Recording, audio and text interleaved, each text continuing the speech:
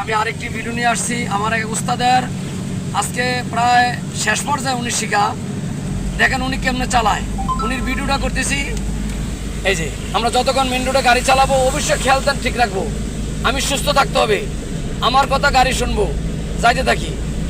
এই যে টানা দাগ সামনে দেখেন, এই দাগে কিন্তু ওভারটেক হবে না, এটা টার্নিং বামে মোড়। এটার পরে যখন আমরা যাবো গ্যাপ দেখবো ওইখানে ওভারটেক চলবে।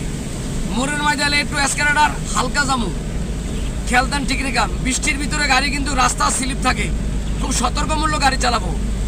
বৃষ্টির ভিতরে যদি আকাশ অন্ধকার থাকে তাহলে আমরা ফার্কিং দিয়ে গাড়ি চালাবো, তাহলে দূরের থেকে আরেকটা গাড়ি বুঝতে পারবো তো সামনে একটা গাড়ি আছে। পার্কিং না চালালে কি আমাদের জন্য রিস্ক, খেয়াল করে চালাই গাড়ি।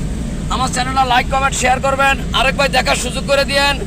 যেসব ভাইরা গাড়ি চালাইতেছেন বা শিকার আগ্রহ মনে থাকে না, এসব ভাইদের কাছে অনুরোধ, আমরা 5 ওয়াক্ত নামাজ পড়বো, ভালো মানুষের লগে চলবো, মা বাবার খেদমত করবো, কথাগুলো খেয়াল করি, যাইতে থাকি। ডাইন বাম খেয়াল রাখি, ডাইন বাম খেয়াল রাখি। এই যে যারা গিয়ার বোঝে না এদিকে একটু তাকাই, কোন গিয়ারটা কেমনে ফালাম। এটা হচ্ছে গ্যাসের বাতি কতটুকু আছে আমার। ডাইনে গেলে ডাইনের লুকিং গ্লাস, বামে গেলে বামের লুকিং গ্লাস।